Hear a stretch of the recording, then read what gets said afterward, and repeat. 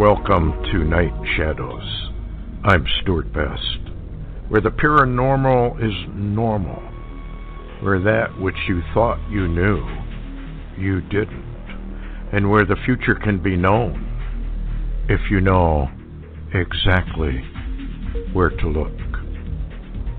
Well, good evening, everyone, and thank you for tuning in to Night Shadows. Tonight we have kind of an interesting show. We're going to be talking about, I guess one could call it paranormal, and the things that are going on around the world, very different. And we got Larry on board with us. Hi, Larry. How are you doing? Hey, Stuart. Thanks for having me. Hanging in. Yeah. Why don't we start out with some of the stuff that you have experienced down there? You've felt an earthquake. You saw something very unusual. So let's get into that area first, and that'll lead us into other things as well. So if you want to elaborate. Yeah, I was just going to say I had a very interesting night last night, and of course, here in the Oklahoma Mountain Gateway, we've been having storms after storms, and this has been going on for months, nonstop. And I know a lot of people don't really keep up with it, but, we were supposed to have some good weather, the next week, and now I see they've got storms listed all next week, so what's new? But anyway, we've been having terrible thunderstorms. We had them yesterday, we had them last night, and then I was awakened in the night with my bed moving, and you remember I made a trip to Las Vegas one time, Yes. An investigation I was doing for quail.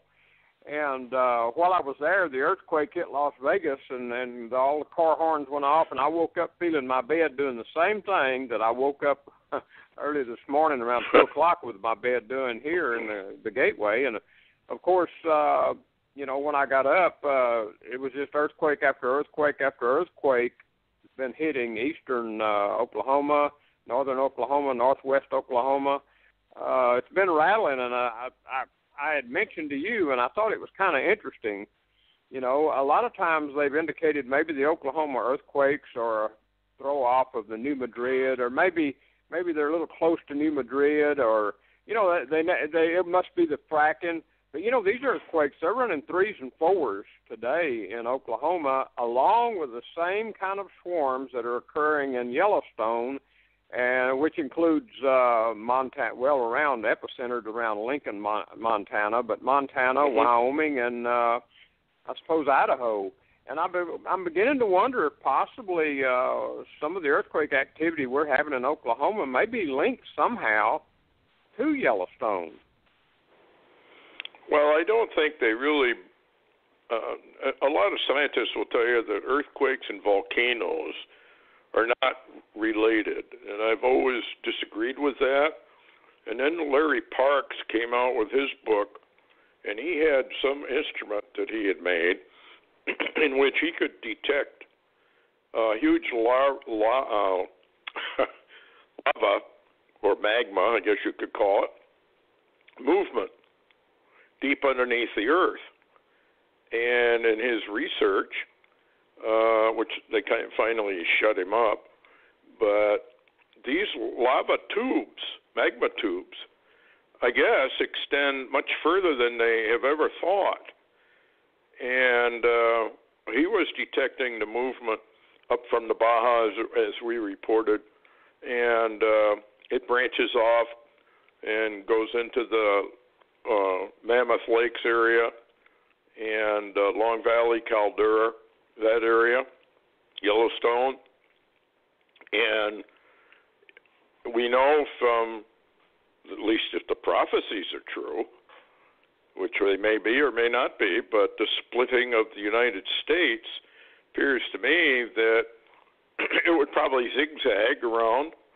And we have the Mid-Continent Rift, of which Lake Superior is part of that, and goes down through Minneapolis, St. Paul area and down.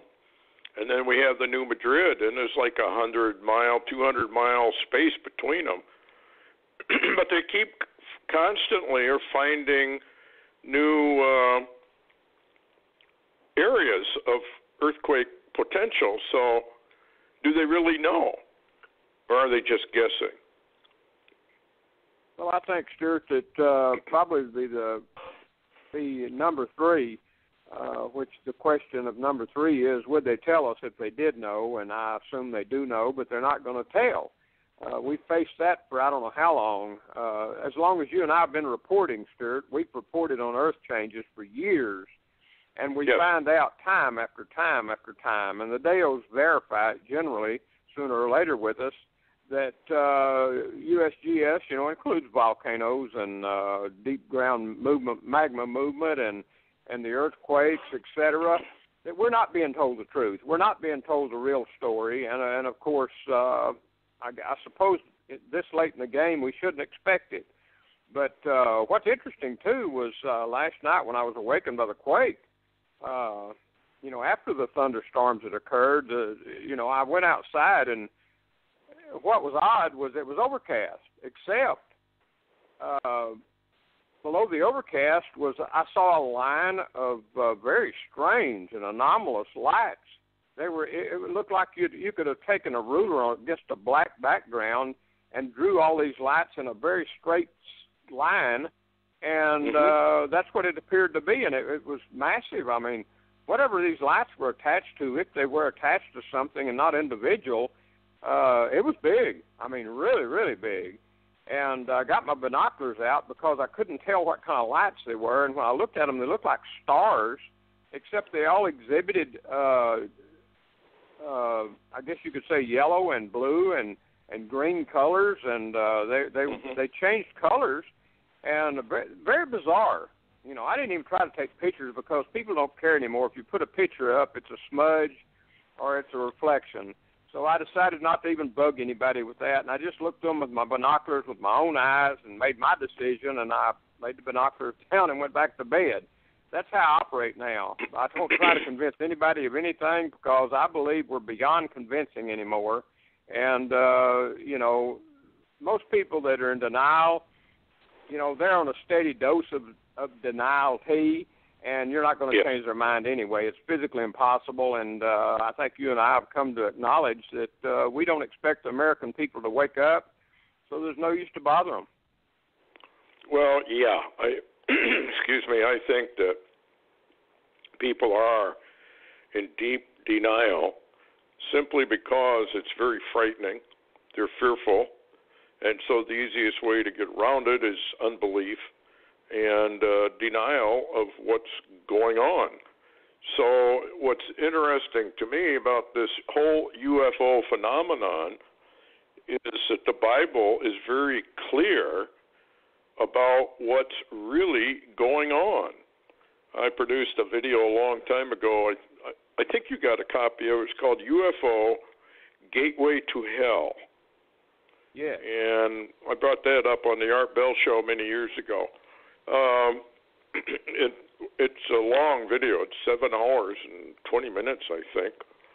And in there, we proved what these UFOs are. And because of highly advanced technology, the problem is now we don't know if it's ours or theirs. So you really don't know. I'll bring up a story that I got involved with, actually quite by accident. I was flying for the Northern Pacific Railway, and they were based out of Minneapolis, St. Paul. And many times we'd go either to Seattle or possibly down towards L.A. and then fly back. And one night when I was flying with this Naval Commander, he was riding as first officer at the time. I was captain. And here we are sitting up there about 39,000 feet coming eastbound towards Minneapolis. And all of a sudden, he says, "Stuart, I got something I got to tell you." And I said, "Yeah, go ahead, Ed. What's on your mind?" And he started to relate this story.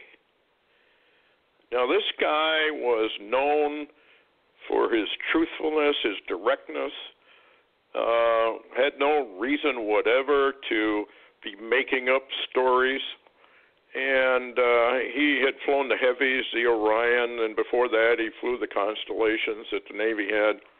And he began to relate this story of being at an air base down in Southwest somewhere, and about an arrival.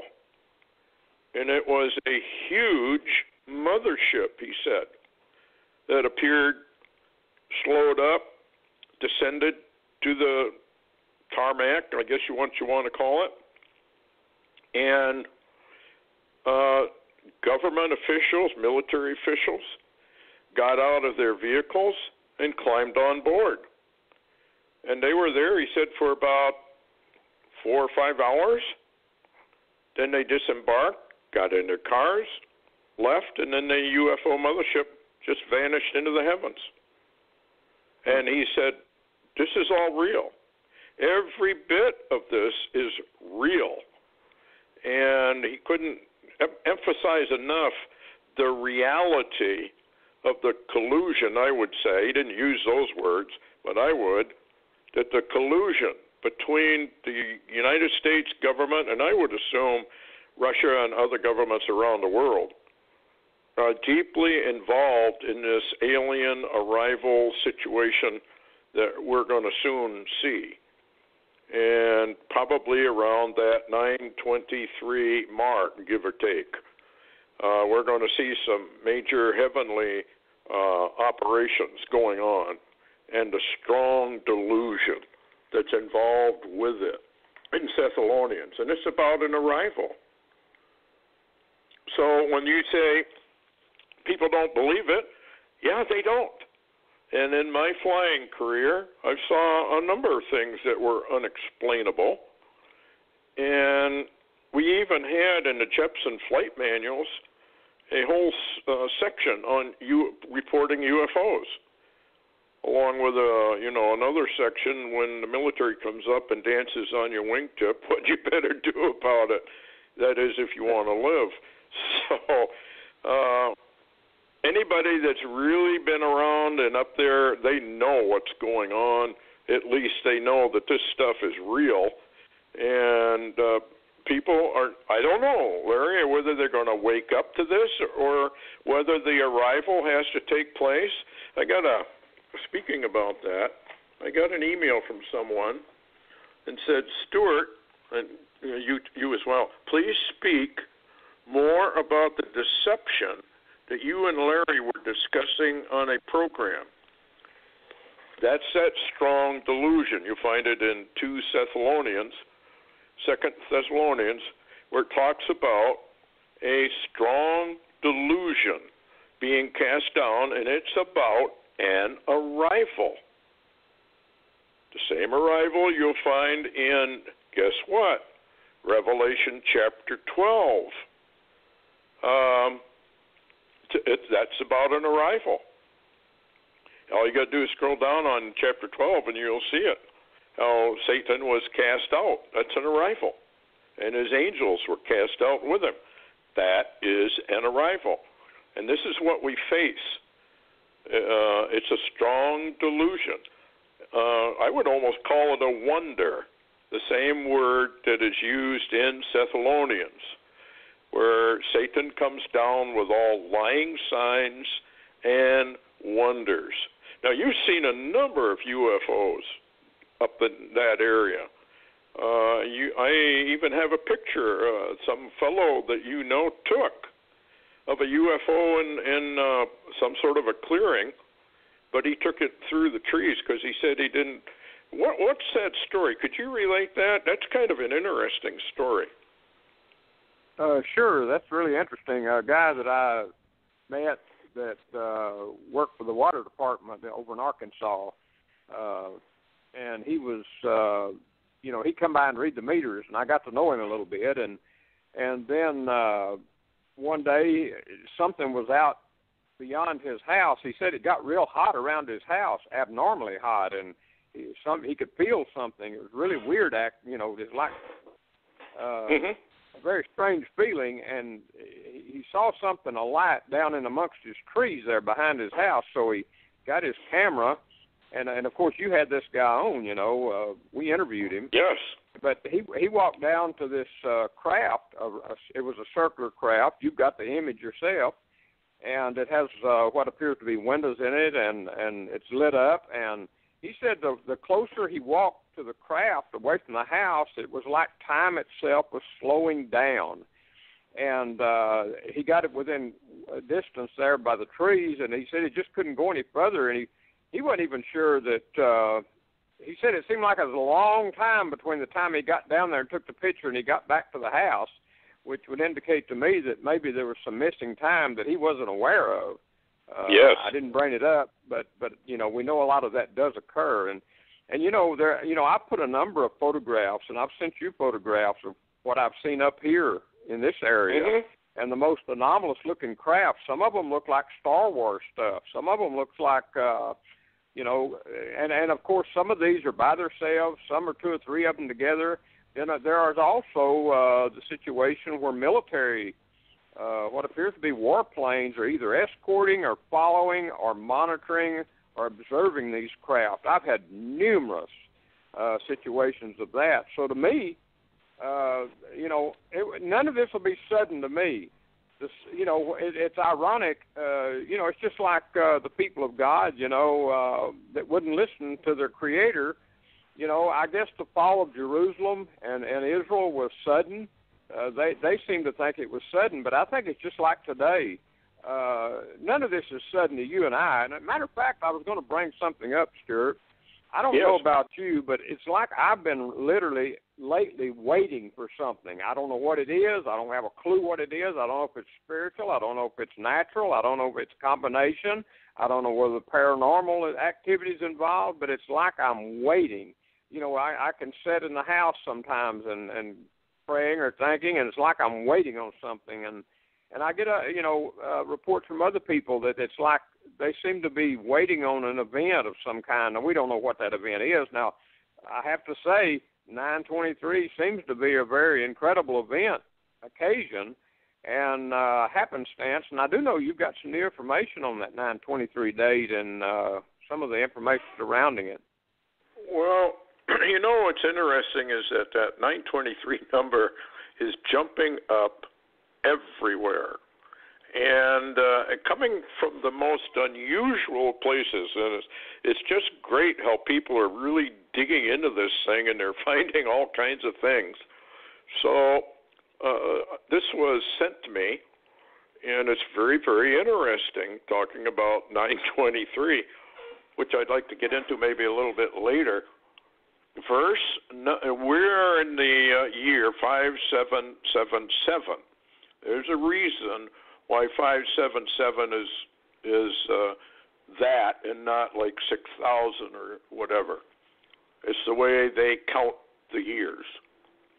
First number, 5777 in the Bible, it's very, very interesting now, is from Deuteronomy 32:18. You neglected the rock who begot you and forgot the God who gave you birth. Isn't that interesting? It's about a birth. Deuteronomy 32:18 is code. Guess what it is? 9/23. You just reverse it. 1 + 8 is 9, and 2 and 3 is 23. Now, that can't be a coincidence. Everything now is beginning to point to 9/23. And I can't tell people whether that's the rapture of the church or the bride. I can't tell people exactly what it is, but it definitely being pinpointed by the Lord, who I believe is probably pounding us over the head with 2x4s to get us to wake up to what's really going on, because we have had so many come and go where we thought things lined up, and they never did. But this is very, very a special sign in the heavens. One of the things I've learned is through science is that Virgo, the main sign involved, has always had a crown of 12 stars. It's not right over her head, but it's right beside it. It's a 12-star sign. So they're right in one, the gainsayers are right in one part of it, that particular sign has been there and has always been there. Now, what's interesting is, in the Old Testament, what we have, 12 elders. What do we got? Now we have an overlay with Leo, which is 9 stars, and the 3 planets, all in an absolute line, just as they are supposed to be, which I believe is an overlay with another 12. What do we got for the New Testament? 12 elders. So if you read chapter 4, what does it say? Basically, come up hither. What does he find? 24 elders. So wow. There are so many things that are leading into this thing. And I would remind people, particularly the gainsayers, and I'd like to get into that maybe a little later if we can, got time. But the gainsayers, each one of their arguments you can demolish pretty easy, particularly if you know your Bible. And we've got just a lot of proof text that this could well be the pivot into 2018 and Israel being taken up by the Lord because the church age is over. If you go into Revelation 2 and 3, you got 7 letters to the 7 churches. And what's interesting about that is in chapter 4, we have that come up hither, and the church is no longer mentioned at all, ever again. So there's a lot to this. And the Lord said in chapter 4, now I'm going to show you the things that are to occur hereafter. Well, hereafter what? The church age. So I think we have ample proof that there is a very good possibility that this is going to be the end game, and that we are actually entering into Daniel's 70th week, which ties right back to the UFO activity and the arrival. Remember, Stan did all that work on the arrival and what Daniel actually had to say. He went back into the ancient languages. Yeah. This is an arrival, and it's not going to be pleasant. And these people are going to simulate the rod of iron, and it's going to be a hybrid human alien government. It's just too bad that our leaders are so apostate that they don't know what's actually happening to them. What do you think? Yeah, that brings back memories of the Twilight Zone movie, To Serve Man. I'll never forget that, I suppose. But one of the things I was thinking about was, we're not telling anybody that something's going to happen on 9/23 other than the sign. I mean, that's what we're telling people. There's a sign that's going to occur. Of course, Stan Dale says it's the greatest sign ever, and I have to agree with him.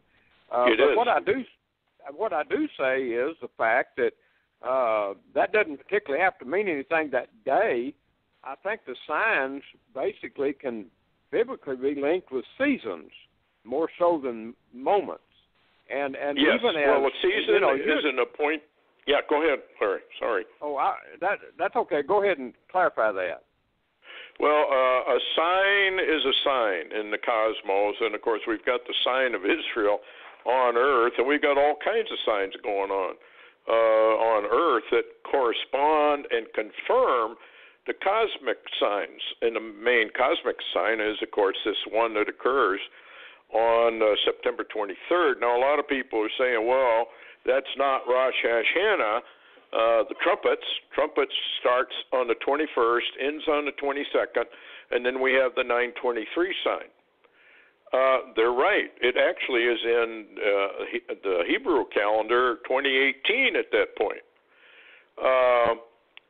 But here's something that we have forgotten about, and what's interesting, and I want to read something else here I got from someone. It's, to you and I.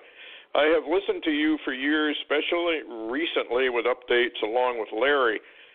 I really enjoy those. My question is in regards to the handshake between Obama and the Pope. You mentioned that on every episode now, but I'm unclear as to its meaning. He said the handshake was on September 15th, but it wasn't. It was actually on September 23rd at 9:23 in the morning. So we have they are pointing out 9:23. You remember all the movies, all the cartoons, all of that stuff on YouTube pointing to 9/23, 2015. And I am convinced myself that the kings and the rulers of this world were positive they were bringing in their new world order. And now we come to that sandstorm in Israel that very few people are talking about, but it's probably the most important divine hand sign that we've had. That sandstorm delayed, in truth, the trumpets for 2 days. Now, the apostates in Israel, secular Israel, ignored all that, and they celebrated their trumpets on the date of their calendar. The Orthodox Jews, they knew that they could not celebrate trumpets until the sighting of the new moon, which was 2 days late because of this very unique sandstorm. 2 days, 2 years, and everything points to 2017, 9/23. And I find that incredible. And just one more, 2x4 over the head, to get back to that handshake, that was on purpose. At 9:23 and 9:23 in the morning, and then they went to the UN to bring in what they thought was Agenda 21/30/50, the UN takeover of the world. But it's been delayed. And in that 2-year delay, guess who shows up? Donald Trump. What do you think? Well, I think you're hitting on something there. And what's ironic, I was thinking, as I was watching the reports today on the news, how the meat grinder in Washington, D.C., the Capitol, and also in America, was waiting for Trump to come back from France so they can grind him down some more. The grind was already in process, in America.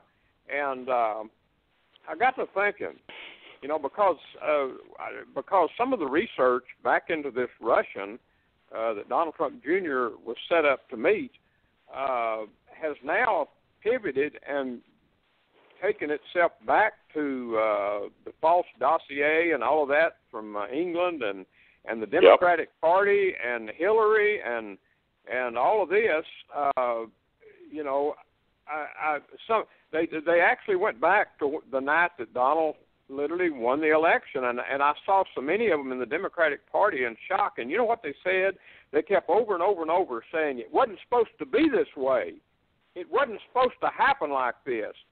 This wasn't supposed to happen. It wasn't supposed to be this way. And you know what? It almost brought me back to the memory. Remember where, the same people,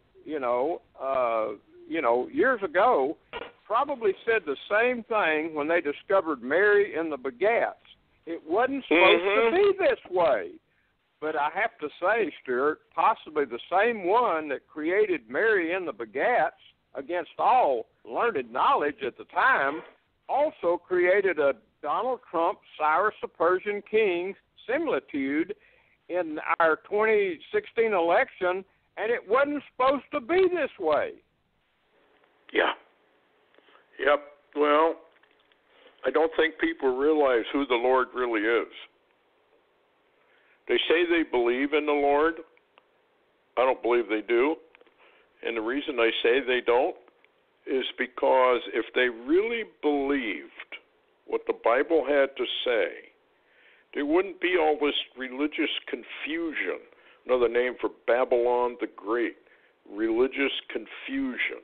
I've never seen so many confused people, and it's getting worse day by day. Oh my! And the spirit of Antichrist is just rising up all over the place, just as the Lord said it would. So I guess the American people don't want America to be healed, so she's not going to be. Well, one of the things, Stuart, one of the things I was thinking about as you was talking earlier also about the signs and the times.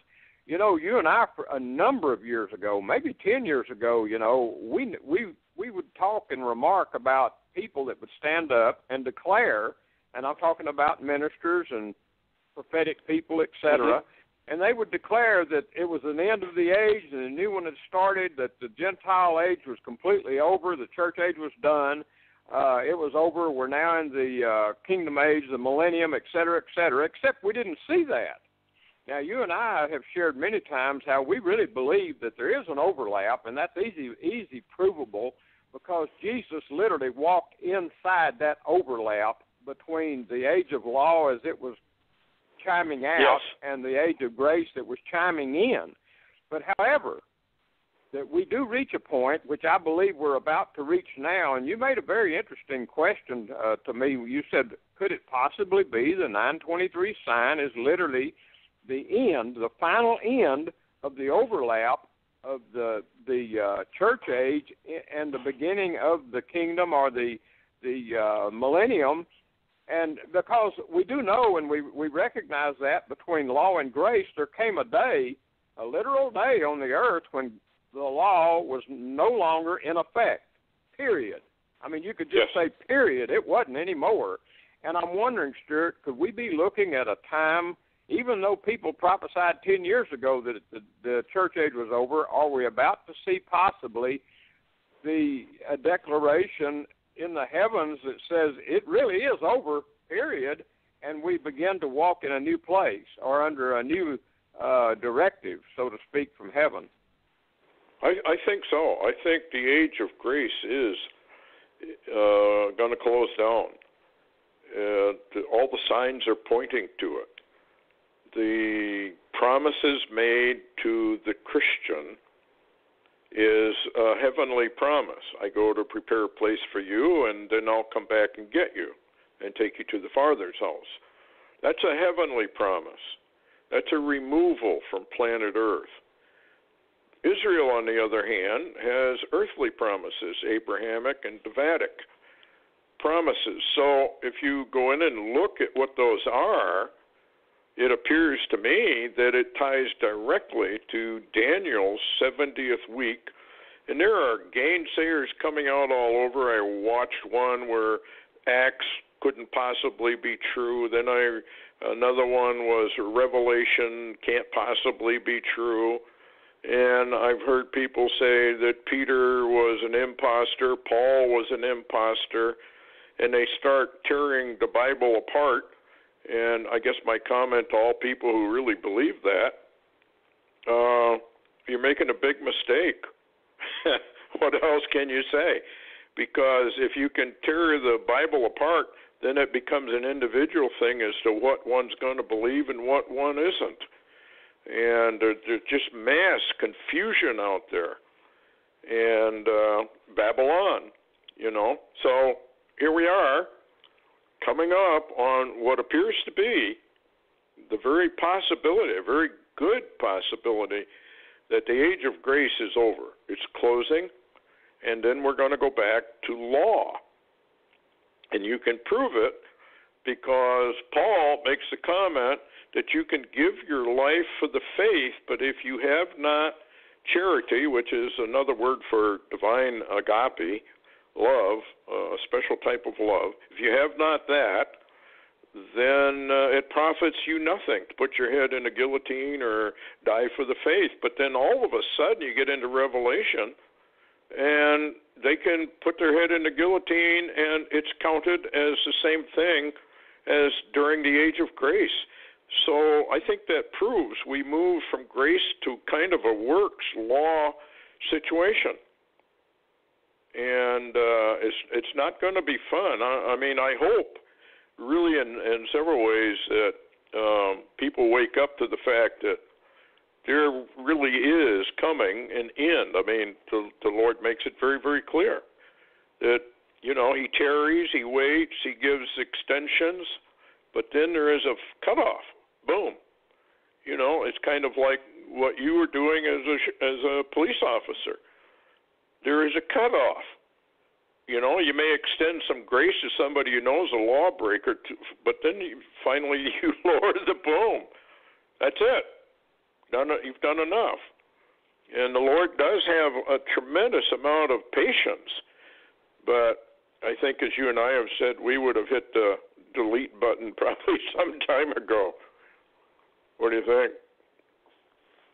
Well, I think that's true. And to chime in a little bit with some interesting data about you talking about an arrival or some type of situation, you know, we've got all of the type. Now, I haven't looked at the bots. I'm not aware if there's any new bot activity going on, but the Torah codes have kind of got secret all of a sudden. We're not hearing much about 2018 at all, or 5778 rather. But what's interesting to go along with this, and let me read you a couple of articles here, or dissertation of sorts, and get your opinion, because we're going to look more into it. But recently, Barry Rothman did a really intriguing Torah code called Warning Sent from the Future. Now, of course, at that time, you know, Barry posted it, and then I posted it on my blog. And a short time after I posted it, I suppose, on my blog, we had talked about it, and you got a copy of the original data. Yes. You know, I mean, he began to get whammied from Kazakhstan, and I can't think of anything in Kazakhstan that would be interested in his data, but if you remember, the Russian space program is out of Kazakhstan.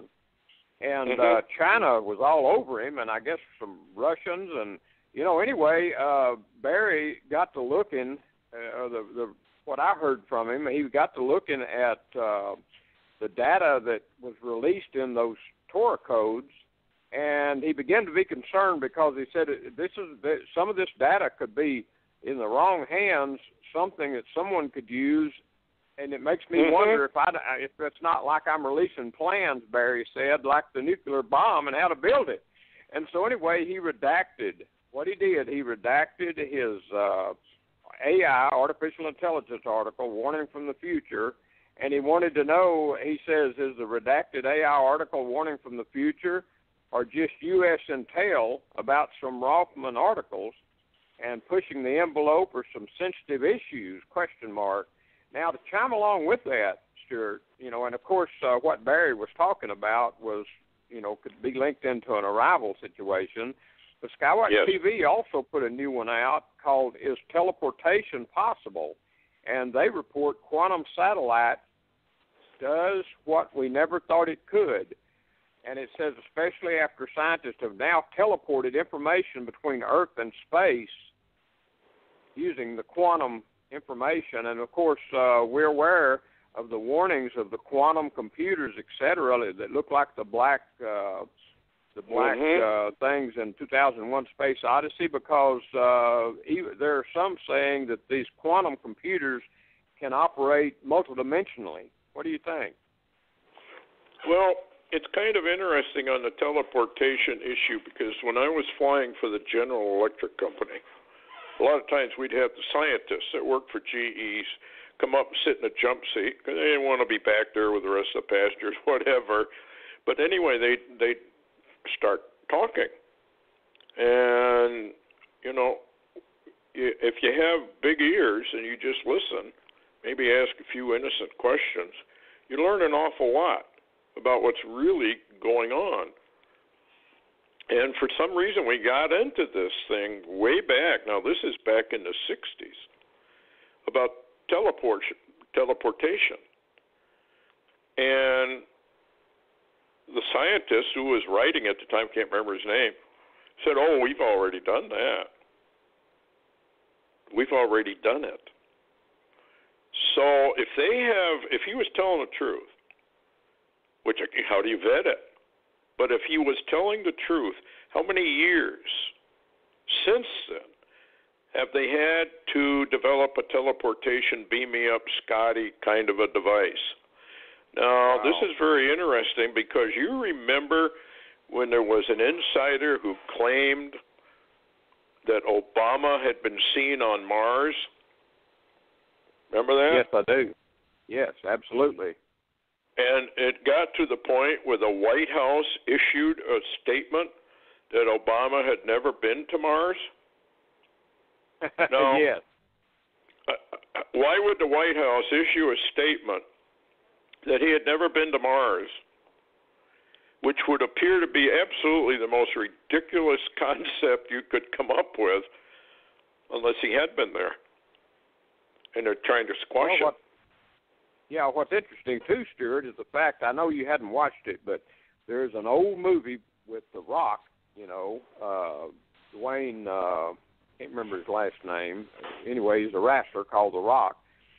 Years ago, he played in it, and I wondered where they got the scenario, because the name of the DVD or the movie was Doom, D-O-O-M, Doom. That's the title. And in that movie, they clearly, and I don't know where they got the scenario, but they had teleportation devices from the Earth to Mars. And in this movie, of course, on Mars, they were researching ancient civilizations they had found on Mars underground, and the host that had lived there. And but there was clearly teleportation from Earth to Mars. Now, you would think about Obama. The White House would basically, you would think, when a question came up like that, come out and say, "Well, that's the stupidest thing we ever heard of." But the denial says a lot. It's the way they worded it that it made you think, "Oh, okay, so this is a common practice. They've already figured out how to do it."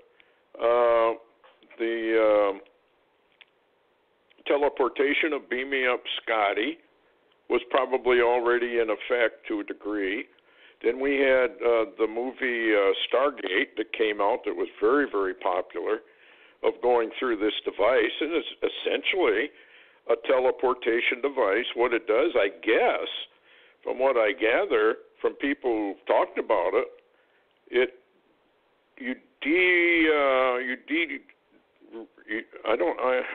how would I word this?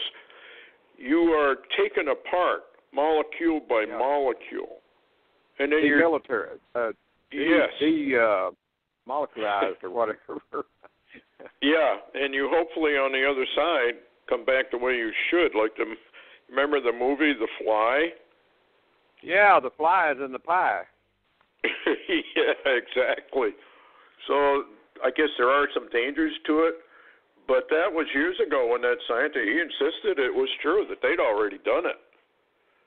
And it was, I think he said they had teleported a mouse. And it had been successful. We have no idea of the technology that's out there. I can remember driving on I-94, and I looked up into the sky, and I saw this gigantic silver cigar-shaped object off to my left, but way up in the sky. And the only reason I saw it is the sun reflected off it. It was changing a little bit. At first I thought it was an airplane, but it wasn't. And it was just kind of hanging there. And then up front, there was another one. and they were huge, and they were way, way up in the atmosphere.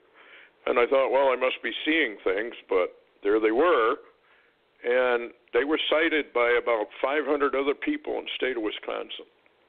And I believe what we were seeing was some things you've seen that are tubular in shape. They're even addressed in the UFO recovery manual as to, they're cylinders.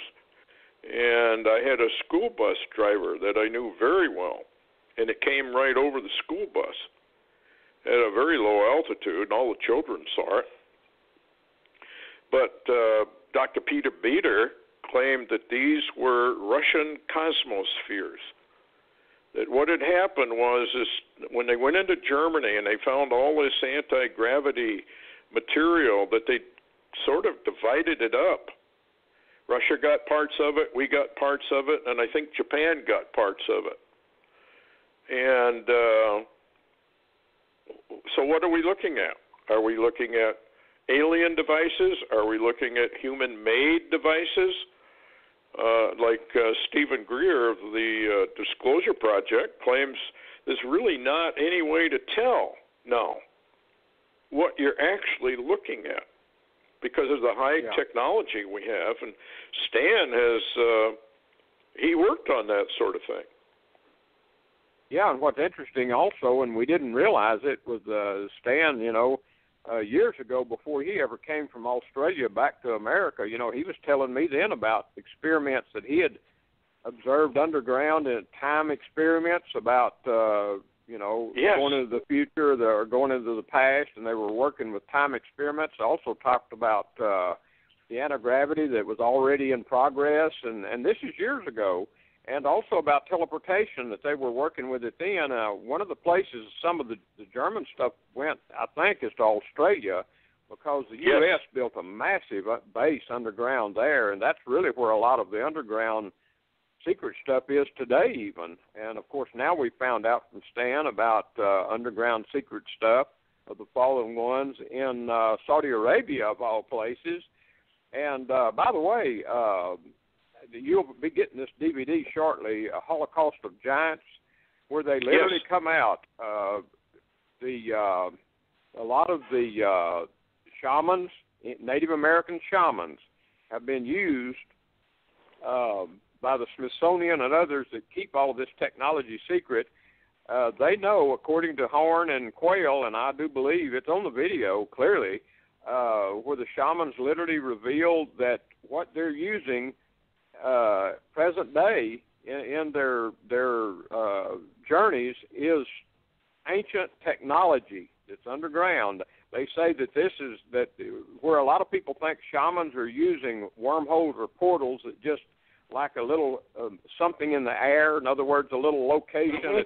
What they actually are using is secret, ancient, possibly pre-deluge technology that they have found and are able to activate. And this has been going on. The Black Projects have been using this for years, and they tie in our war against Iraq and where we went in underground in Iraq and removed a lot of stuff. Well, I think that's I can't remember his name, but he's over, I think, in England or somewhere, and he writes about exopolitics, but I can't remember his name. But he wrote about how we went into Iraq and beeline right for the old ziggurat and looking for high technology. So, and you remember the book because you turned me on to it, Evil Fire Made to Burn. That's basically was a search for high technology, and how all these portals or areas of strange writings are now guarded by military all over the world. So they're trying to hide a lot of stuff, and that brings us to the strong delusion. Strong delusion is to convince the world that Satan is God the Father, I guess. I mean, it's interesting that Stan has mentioned several times that these projects that they were working on had to be approved by Satan.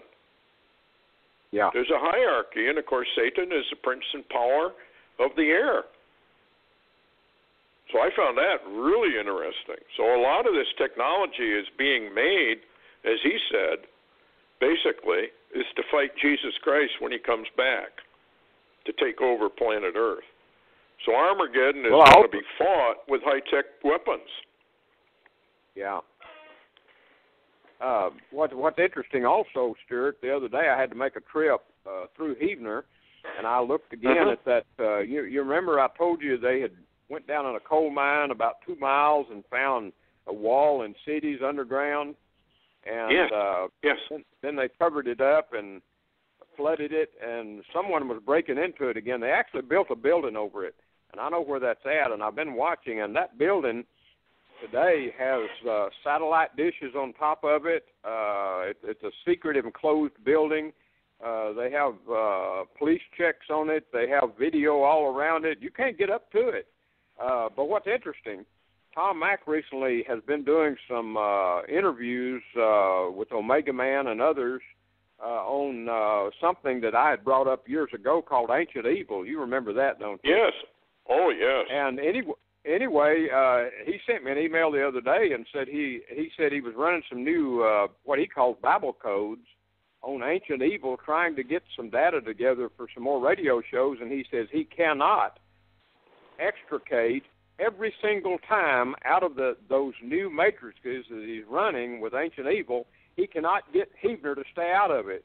That Heavener is continually there. So there is something here, very mysterious, and it's ironic, Stuart. I'd like your opinion on this. We cannot seem to get people to run Torah codes on two different words.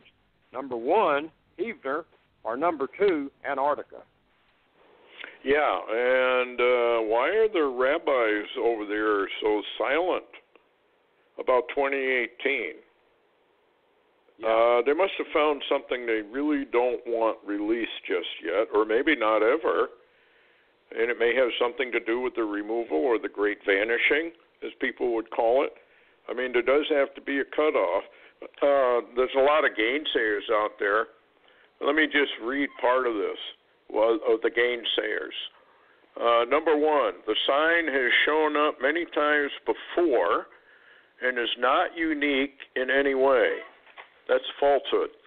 It is extremely unique, and you can prove it through stellarium. Similar, but not accurate. They're similar, but they're not totally accurate. Okay, number two, there are no signs. You break in anywhere you want. There are no signs for the church because Jesus Christ can come back at any moment for his people. Well, that's easily disproved because the Bible in Acts says that Jesus cannot return until the restitution. Well, the restitution is Daniel's 70th week. That's what we're probably coming up on.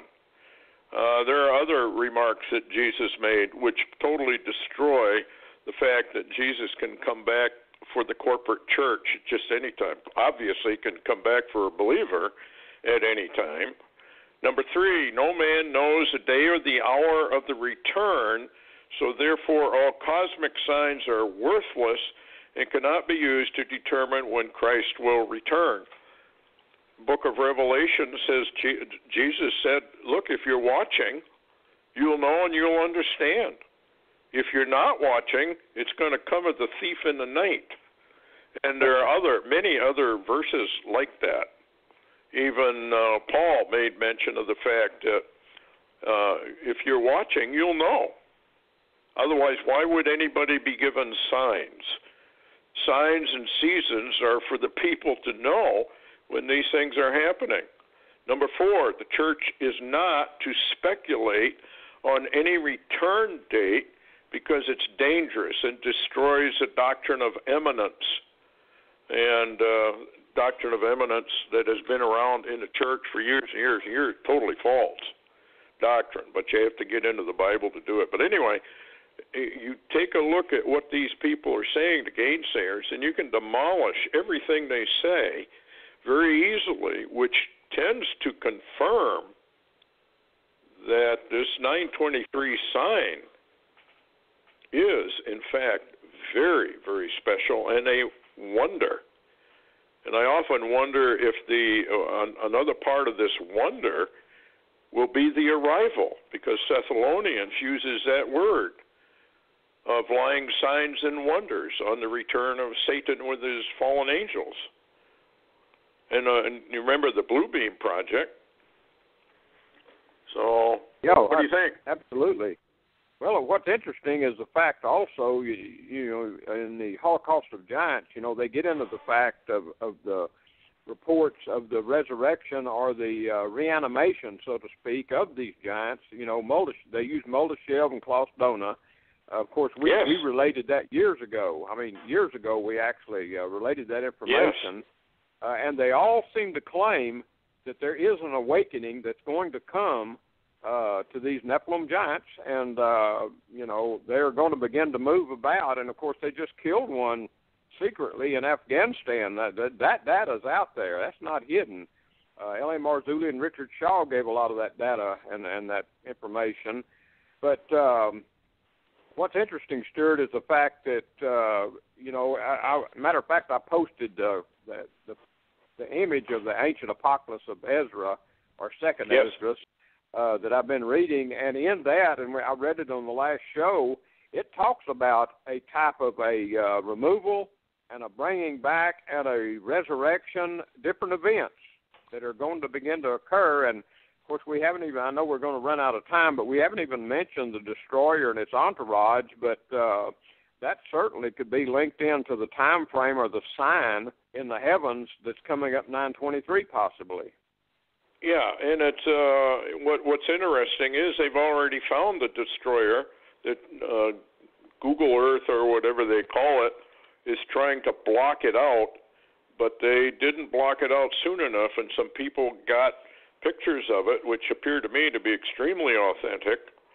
And guess where it is? Right where Jupiter's going to be given birth.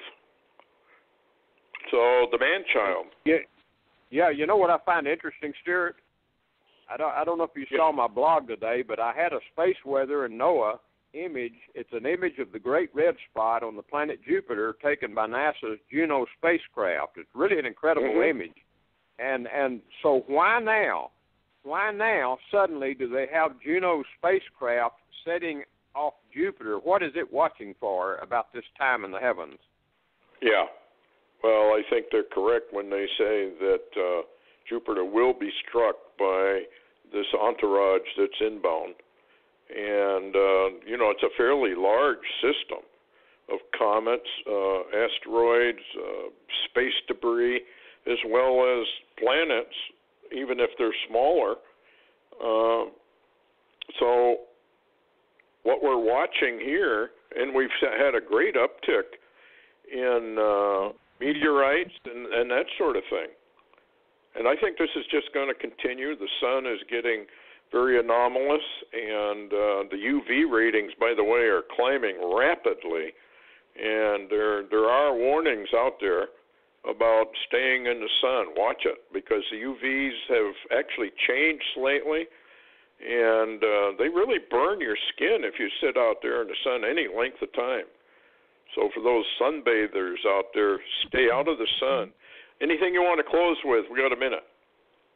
Yeah, I was just going to say that Space Weather's reporting there was a solar flare off the sun today, and it should arrive around Earth on the July the 16th. So people need to be prepared for that.